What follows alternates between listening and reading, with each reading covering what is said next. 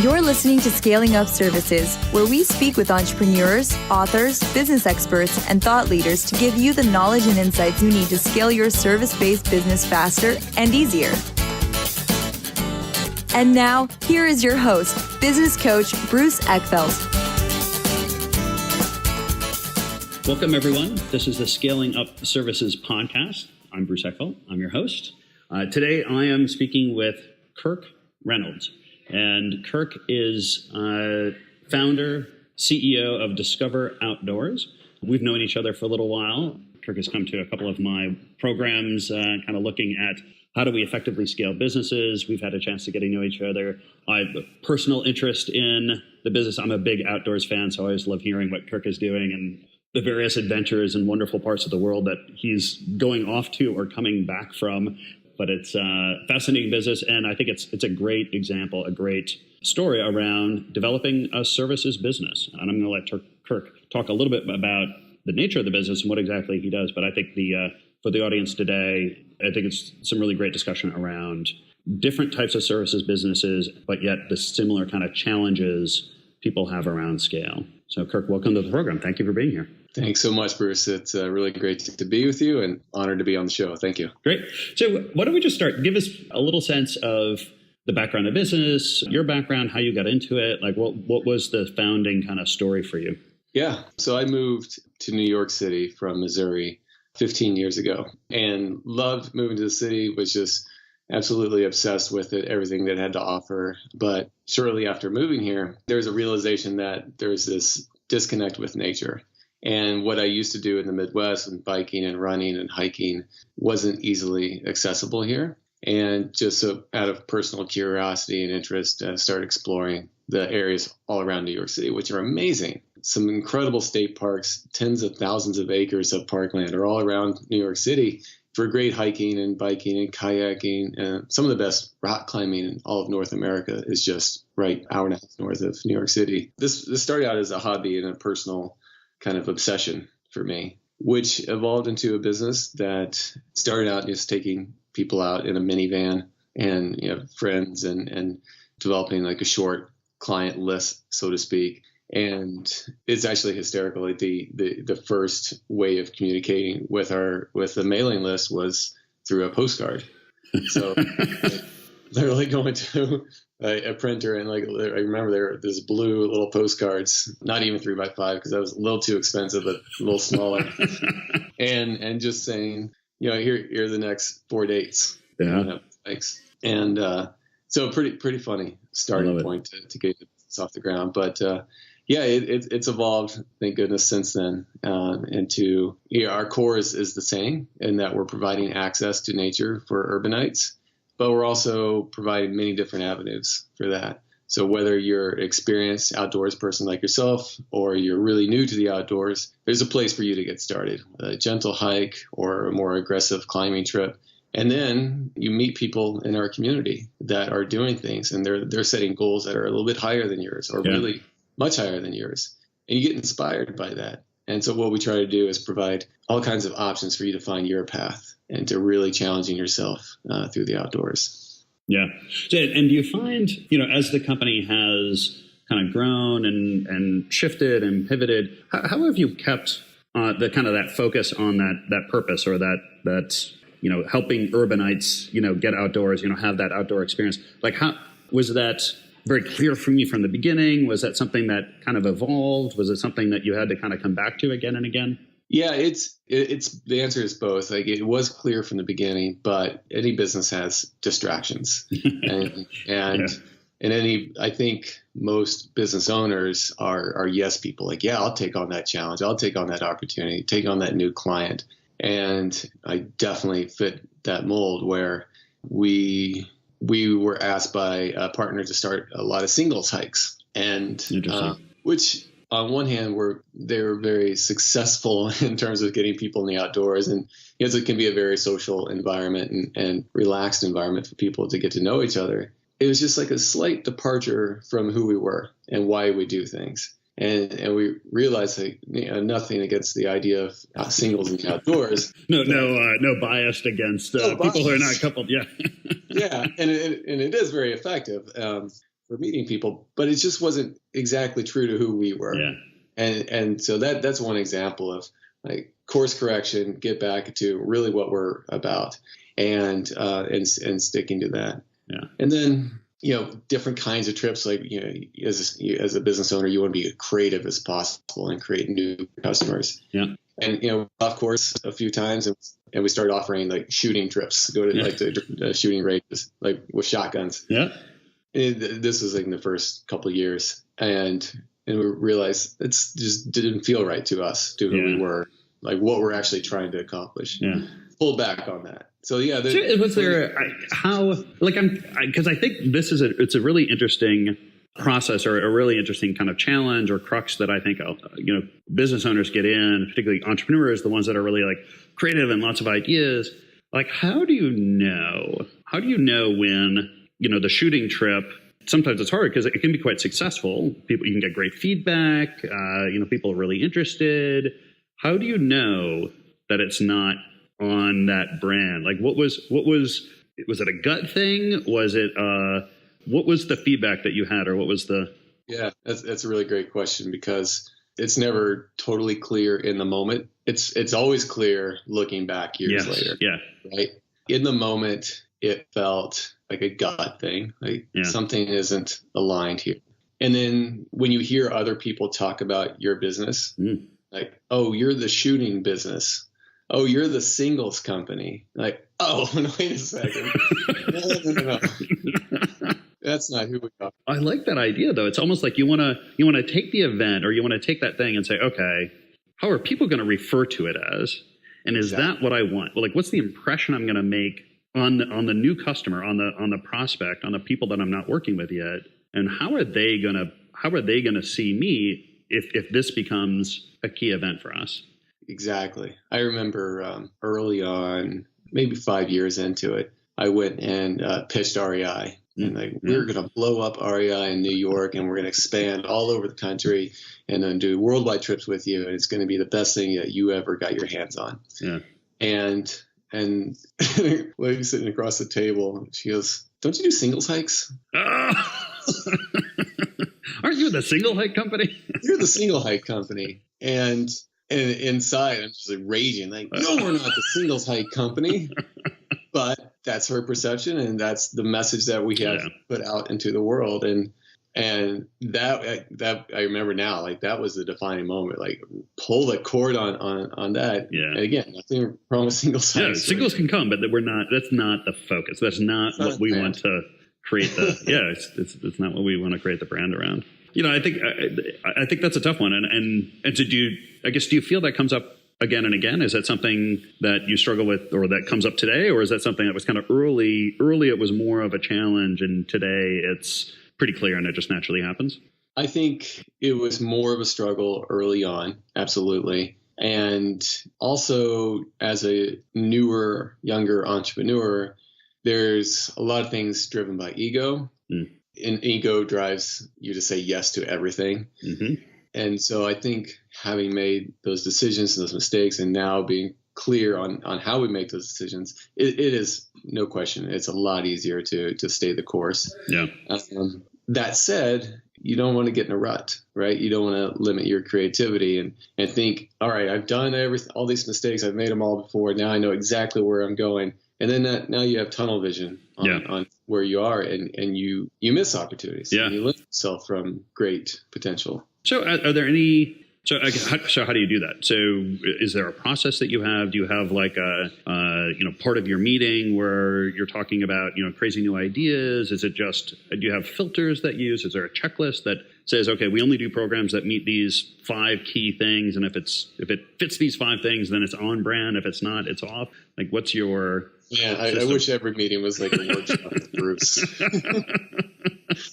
Well, let's go to our manual and see if it meets these criteria.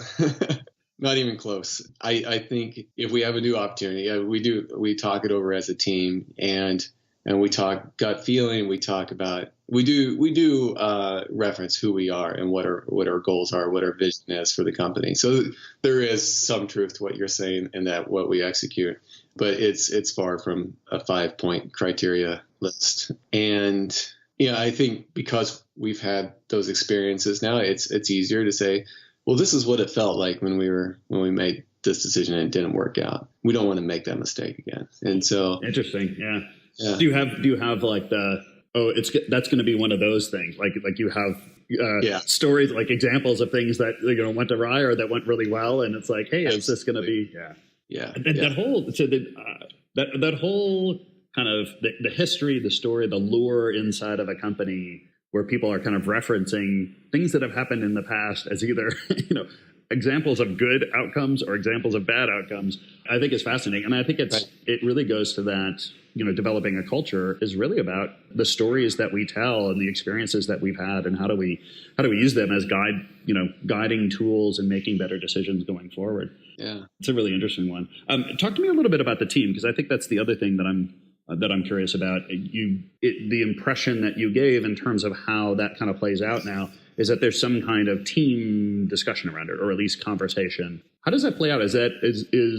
And I'm particularly curious about your role in those discussions. Do you lead them? Do you kind of let the team lead them? Or are you kind of putting an idea and you're getting feedback on it? What is that like? Okay, cool. So it depends on who is presenting the idea. And I would say it's equal in terms of, everybody comes to the table with new ideas, and we would come to the table with equal amounts of ideas. And if it's someone else's idea, I try to be as disciplined as possible of just listening as much as I can.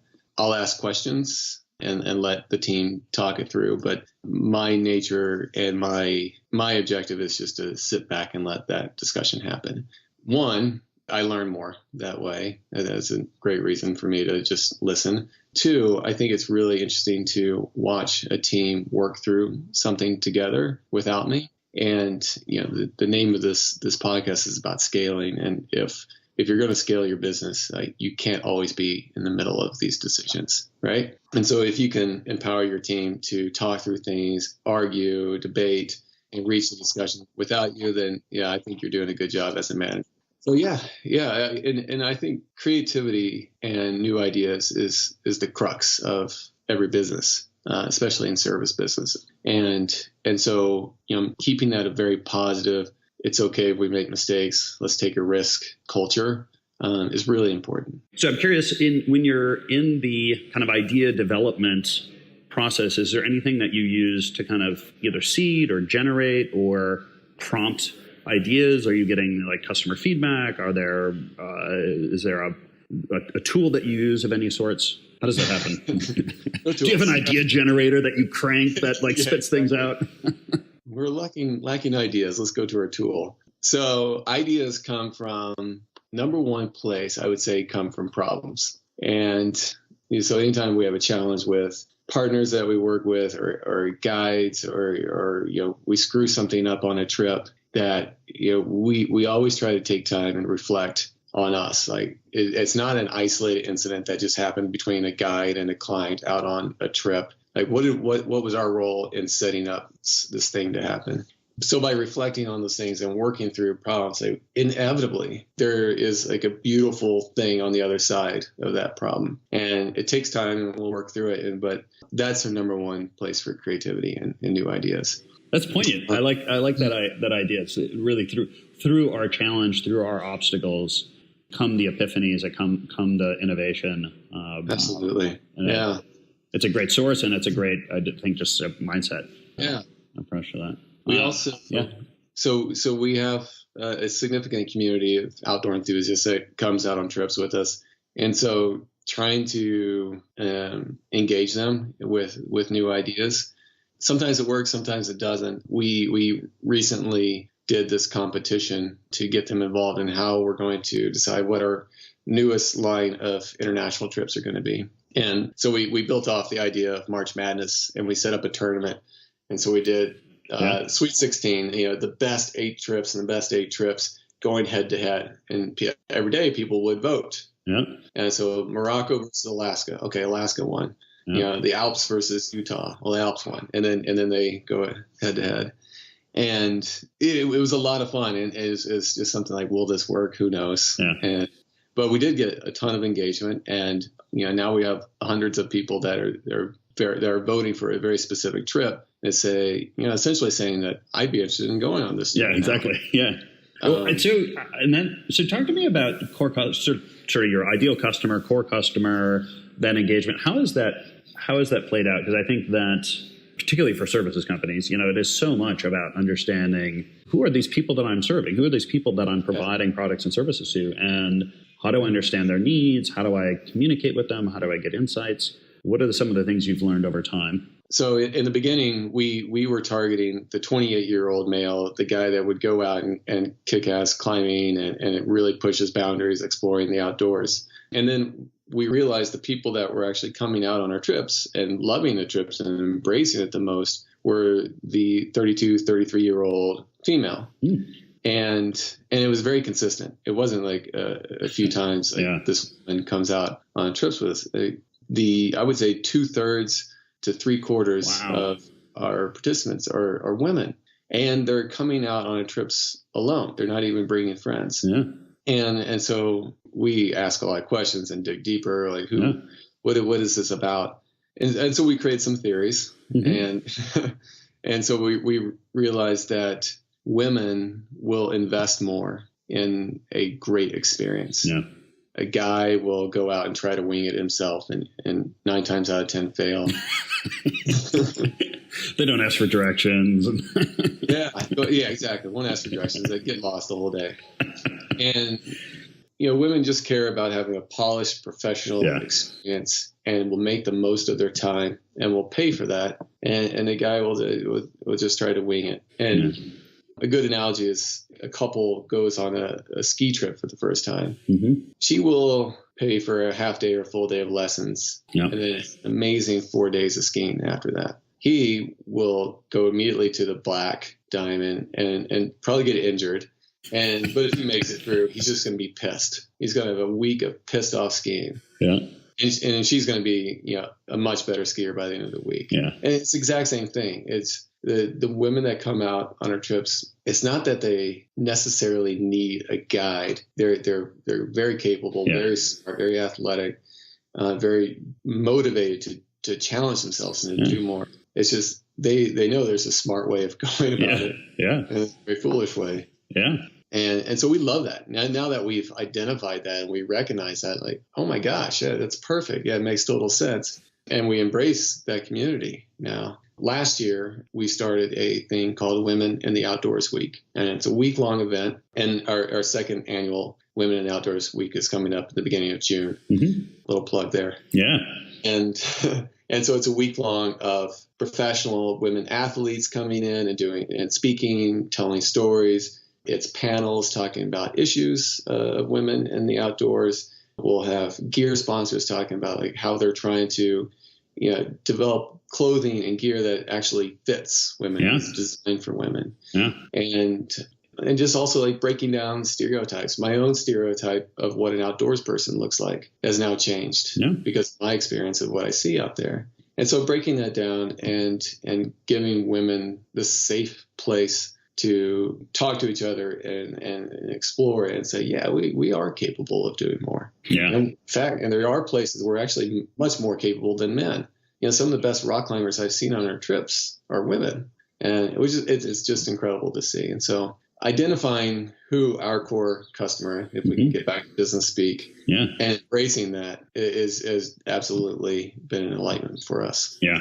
Yeah. And I think that's a great story because I think so many businesses struggle with that. And they struggle, I think, in twofold. One is that they end up really not focusing on the whole idea of core customer a whole lot. They, are basically chasing revenue. And that's one of the things I run into all the time is like, they're just chasing anything that has money and not really thinking about, okay, who can we focus on? And the fact is, the faster we want to grow, the more we need to focus. But that they also don't listen to their customer base. One of the best ways to figure out who your core customer is to actually look at your current customers and figure out like who is willing to pay for my product or service, who is easy to serve, who is a pleasure to have as a customer, and then who is referring people, right? Like how do we build a network around this? And if we can figure those things out based on our historical, we can do a lot in terms of creating focus and creating product synergies for the future.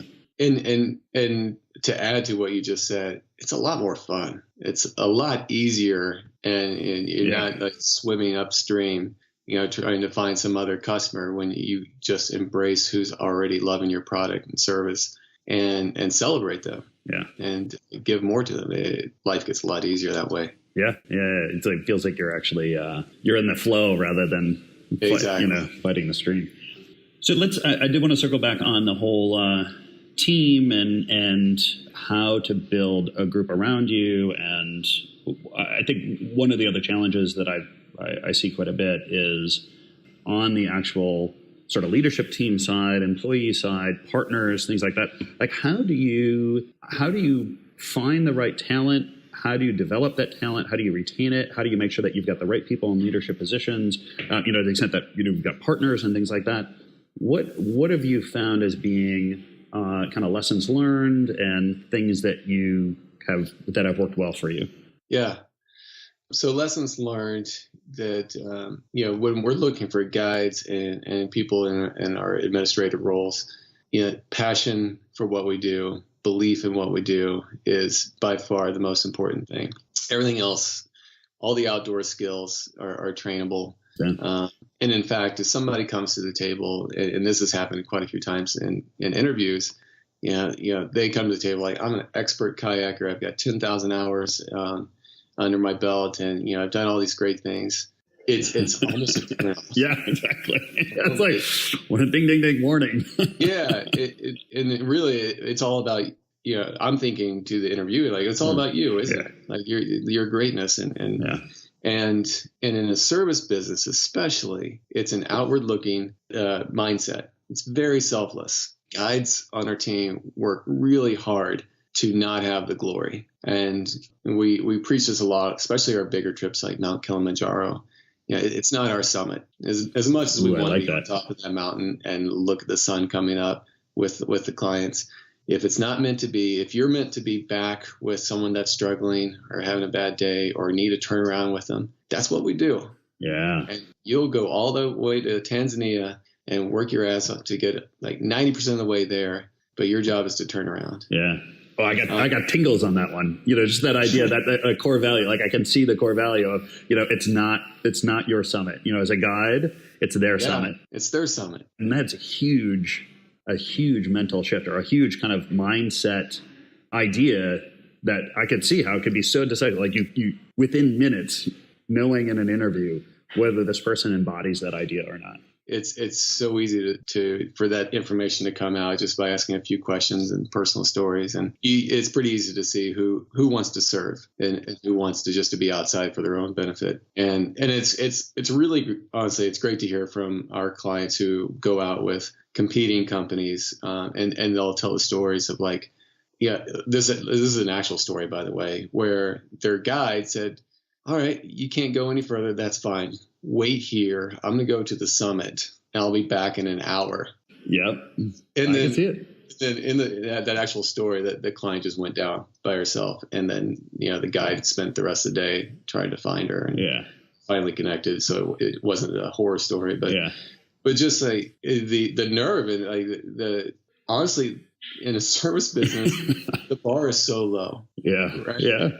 If you just have to be looking out for the best interest of your client and be clear on what that is, I mean, that's really all you got to do. And all the little things that you add to being a great business, of course, but down to the core of it, just truly care about their benefit. And then, you're going to be leaps and bounds. Exactly. Heads and shoulders above the rest. Oh, yeah. Fascinating. So we're coming up on time here, but I wanted to just give us a sense of some of the things you've got going on. So you mentioned the upcoming week in June. What are some of the other programs you're doing these days? Just to give people a flavor of the kind of stuff you're doing at this point inside the business.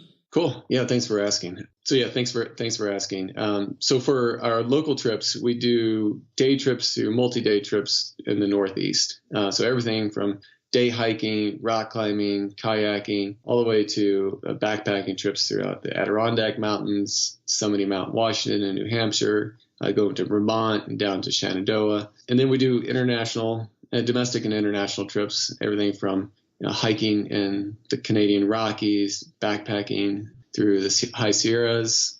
We climb Mount Kilimanjaro. So we do a lot of trips. And in addition to that, we have a strong youth program where we partner with a lot of camps and schools, and we take kids out on trips, both locally and across the country. And then a number of companies hire us for corporate team building trips. So something that, they want to do something completely unique, the usual softball game or just going to a bar with drinks, just not cutting it. They really need to get out of the office and talk through things. And so, we've developed programs to help them with communication, with different leadership styles, and really work on that in a unique environment. That's great. And so all four of those categories are growing, and I think it's really resonating with people. And this is a good time for our business. Yep. The culture is really embracing the outdoors, and reconnecting with nature is kind of a theme that you hear a lot.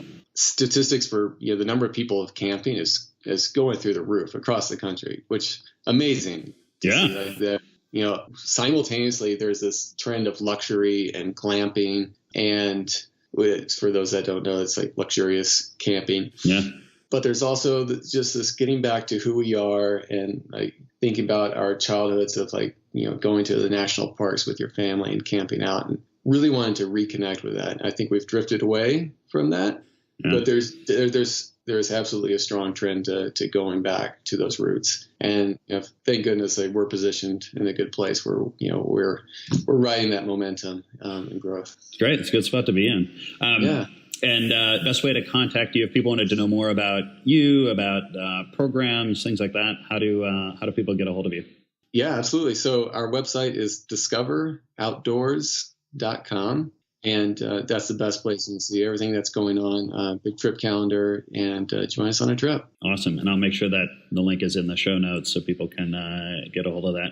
Kirk, this was great. I'm excited. One of my favorite things to do is go camping with my kids. So I totally get it. I think it's amazing as we get more and more kind of into sustainability and kind of understanding how we're impacting the world. I think, really authentic, good outdoor experiences are becoming, more and more kind of important for folks. So I think you're going to do great. So thanks so much, Bruce. Thanks for this opportunity. This has been fun. My pleasure. Thank you. I'll talk to you soon. All right. Take care. Cheers. You've been listening to Scaling Up Services with business coach Bruce Eckfeldt. To find a full list of podcast episodes, download the tools and worksheets, and access other great content, visit the website at scalingupservices.com. And don't forget to sign up for the free newsletter at scalingupservices.com/newsletter.